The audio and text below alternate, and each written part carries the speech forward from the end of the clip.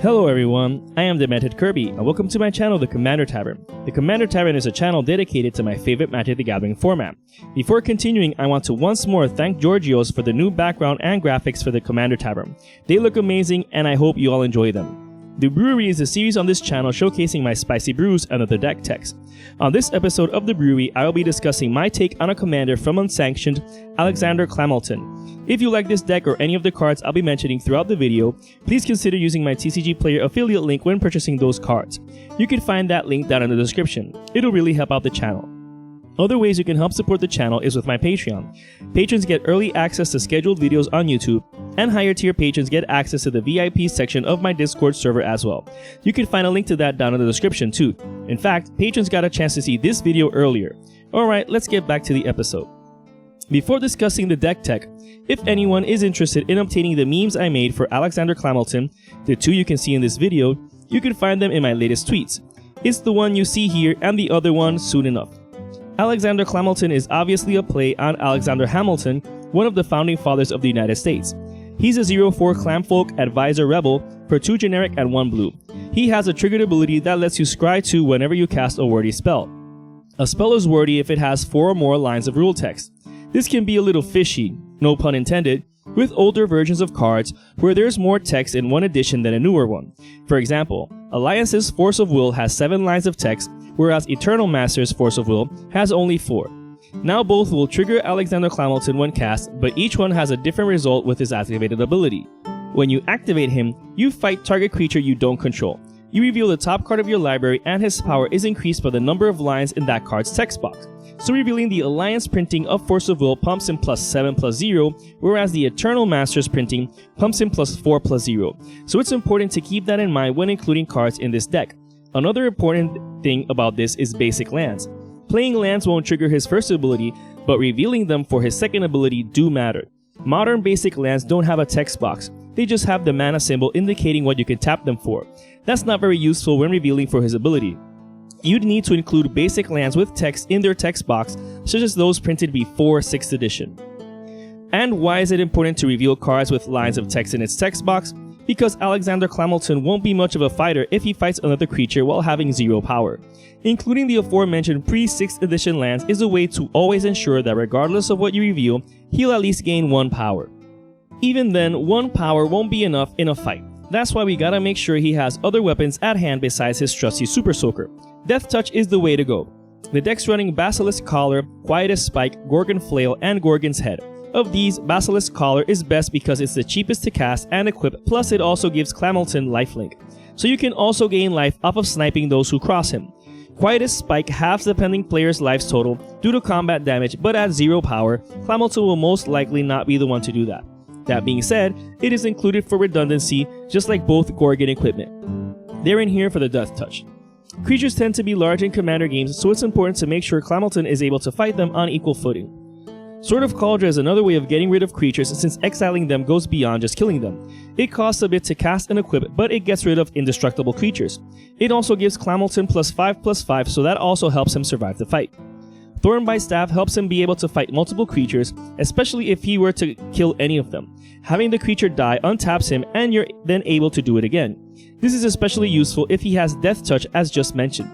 Kusarigama is an especially evil equipment if used properly.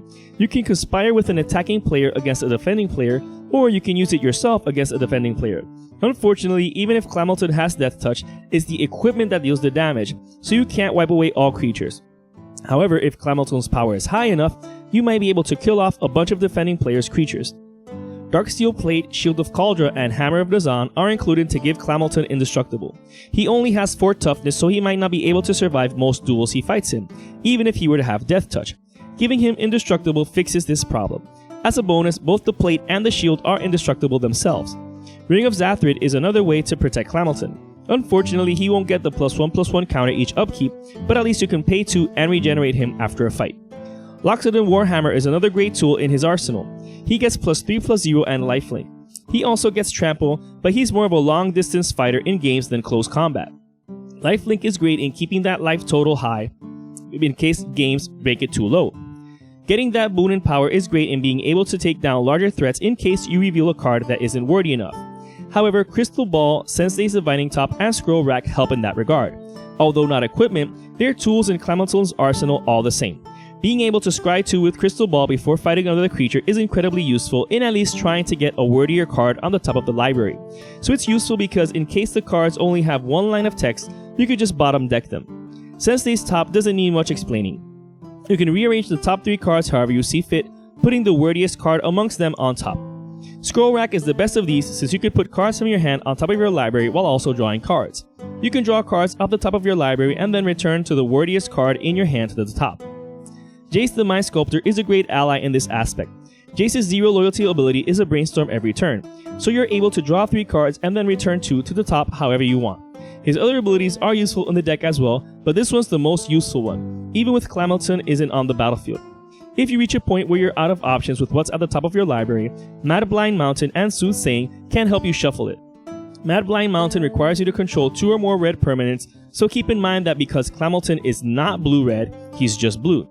Soothsaying allows you to look at the top X cards of your library and rearrange them however you want, which might be better than paying 5 mana to just shuffle your deck.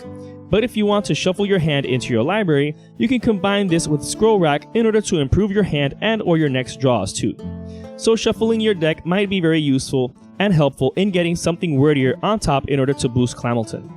However, maybe you don't want to kill everything in sight. Maybe you want to recruit potential allies to your cause. Charisma allows Clamilton to make friends of one's foes. Whenever he deals damage to a creature, you gain control of it.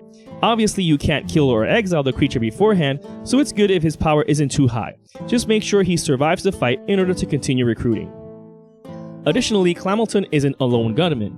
This deck packs plenty of other pingers that do more than just super soak their enemies. Blue-red aren't colors that have much support for the fight mechanic, but fortunately those are the colors of tapping down creatures for damage, aka pingers. The deck doesn't run every single pinger, but I do include all of the ones I think are best in terms of casting cost and what they do. Prodigal Pyromancer, Prodigal Sorcerer, and Zuran Spellcaster are your run-of-the-mill pingers. You just tap them to deal 1 damage. These wizards aren't the only standard pingers in the deck. There's also Razorfin Hunter and Rootwater Hunter. These merfolk also do the same, but it's important to note that Razorfin Hunter is the cheapest pinger in the deck at just 2 mana. For the most part, every other pinger mentioned and yet to mention costs 3 mana. Goblin Sharpshooter and Electrode have the potential of getting untapped without any assistance, but Goblin Sharpshooter is by far the best one. Granting it Death Touch makes it possible to kill the entire board of creatures, so that makes it quite the threat. And as we saw earlier, there are a couple of ways of giving Death Touch in the deck. Cunning Spark Mage and Volshock Sorcerer both have haste essentially for free since they cost the same as a generic pinger. Likewise, Thornwind Fairies, Sakata Firewalker, and Vithian Stinger have an ability for free. Having Unearth just means that the Stinger basically has haste, although you have to exile it at the end of the turn or if it were to leave the battlefield. Having protection from red makes the Firewalker resistant to direct damage as well as global damage from cards like Blasphemous Act, which is a plus. We don't target our own things with anything red, so it's also not a problem for us. Niv-Mizzet the Firemind is the most expensive pinger in the deck, but that's because he pings whenever we draw a card. He can also tap to draw a card, so in a sense we're also tapping him down to ping something. Sakara the Bold is also a bit expensive, but she also gives us card advantage. Granted, it's not straight up draw like Niv-Mizzet, but if we're able to play that card we exiled, it's almost like having drawn the card. The last 2 pingers in the deck are Frost Wielder and Kumano Master Yamabushi. These have the potential of exiling the creatures they kill, so giving them Death Touch is definitely a way to abuse this ability. Kumano requires mana to activate, but since he doesn't need to tap, it provides a great mana sink. Pinging for 1 damage at a time might seem slow. Giving these pingers Death Touch can get rid of most creatures, but we're pretty far from pinging our opponents to death. Death by 1,000 cuts is still possible though, thanks to effects from cards like Angrath's Marauders, Gratuitous Violence, and Fiendish Duo. Unfortunately, the Devils only double the damage against opponents, but that just means that it doubles the damage any of our opponents give to themselves as well, so that's pretty fair. Angrath's Marauders and Gratuitous Violence doubles our damage to permanents and opponents, so that includes creatures and planeswalkers too. Doubling 1 damage to 2 might not seem like a lot, but with more than one of these cards in play, it can easily be 8 damage each time. With Torbrand Thane of Redfell, it's even crazier. Torbrand alone makes the pingers deal 3 damage each. If that damage is doubled, then it's 6 and then 12 and so forth. Unfortunately, this only works for red sources of damage, so it doesn't include the blue pingers or Clamilton. It's still a good boon to have in the deck though. We can also double the effect of our pingers by untapping them. Jay's ingenious Mind Mage can untap all of our pingers once during our turn by gaining experience counters, so if we're able to protect him, he'll be able to use his ability without dying to it. His other abilities are great in the deck since we can draw a card off of him or potentially gain control of 3 creatures, but he's predominantly used for untapping all of our creatures. We can also untap all creatures with Intruder Alarm. Intruder Alarm is an interesting card since no creatures can untap, including ours, and that might seem bad for us since our creatures tap to activate. However, it also untaps all creatures whenever a creature enters the battlefield. This might benefit opponents, but the moment a creature enters the battlefield, we can either respond by tapping down all of our pingers for a bunch of damage to then untap them again, or just take advantage of it and untap whatever we have tapped down. Either way, opponents might be weary of playing any creatures since a pinger with Death Touch will get rid of it anyways. So Forbidden Orchard solves that problem by creating a creature token for an opponent. That will trigger Intruder Alarm and we get to untap all of our pingers again. However, we don't have to depend solely on Forbidden Orchard. Kiki Jiki Mirror Breaker goes infinite with Intruder Alarm. The token he creates will trigger the alarm and untap all of our creatures, including himself. Even without Intruder Alarm, Kiki Jiki is good on his own. If we have any pinger in play, he taps to create a copy of a pinger, which can then tap down to ping. So he's an overcosted pinger at worst and an infinite engine at best. Definitely a great spectrum to be in for this deck. Running blue means that we also have ways to protect our board state. The deck's running Counterspell, Negate, Mana Drain, Swan Song, Force of Will, Force of Negation, and Pact of Negation as ways to counter anything that can hinder our game plan. We're not so worried about what opponents are doing since we're able to get rid of any of their creatures and thus render useless any creature-based strategy. However, these counterspells can hinder any combo or spell-slinging decks to prevent them from comboing off and winning. Cyclonic Rift is also included as a way to pretty much deal with anything and everything, especially artifact and enchantment heavy strategies. Now that we've seen how to take care of the enemy and their pieces, how do we prevent running out of steam? Fortunately, blue-red are the colors of steam, no pun intended.